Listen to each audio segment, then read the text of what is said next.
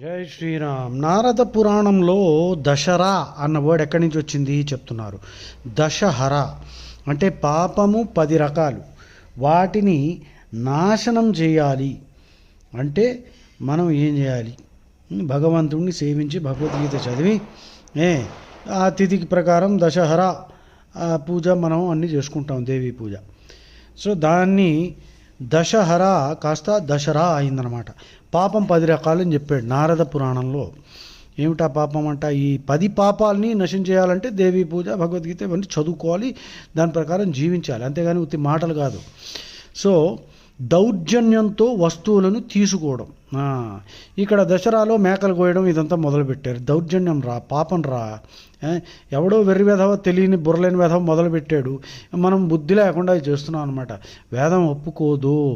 పశువున్ పాహి ఇంత చక్కగా చెప్తున్నా ఎవడు వింటం లేదనమాట. ఇది బాగా అలవాటైపోయింది. ఇప్పుడు శుభ్రంగా దాన్ని కోసి తినేయడం, దౌర్జన్యంతో వస్తువులను తీసుకోవడం, ప్రాణాలు తీయడం, ఇతరులను హింసించడం చూసుకోవడం, 3వది పరస్త్రీలను అనుభవించడం, 4వది కఠినపు మాటలు ఆడటం, 5 అబద్ధాలు ఆడటం, 6 చాడీలు చెప్పడం, 7 అసంబద్ధ ప్రలాపాలు, ఇష్టం అన్నట్టు వాగడం, ఇతరుల వస్తువులను కాజేయడం, ఆస్తులు కొట్టేయడం, ఇల్లు కబ్జా చేయడం, భూములు కొట్టేయడం, డబ్బులు తినేయడం, అప్పులు తీసుకుని పారిపోవడం, వ్యర్థ పనులు, దొంగతనాలు అన్నమాట. ఇతరులకు చెడు జరగాలని కోరుకోవడం. ఈ రకరకాల తాంత్రికులు, ఈ తురకవాళ్ళు వీళ్ళంతా ఉంటారు. వాడి పైసలు ఇచ్చి నిమ్మకాయలు పెట్టి చెత్త అంతా చేస్తే ఆఖరికి భయంకరంగా రిపర్కషన్స్ ఉంటాయి. తర్వాత పనికిరాని విషయాల్లో పట్టుదల. ఓహోహోహో, ఎలా చెప్పాడండి నారదుడు, అంత చక్కగా చెప్పాడు.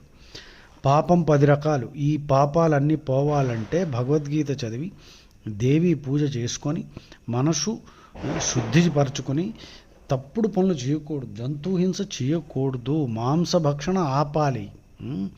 పాపం 10 రకాలు ఏమిటవి?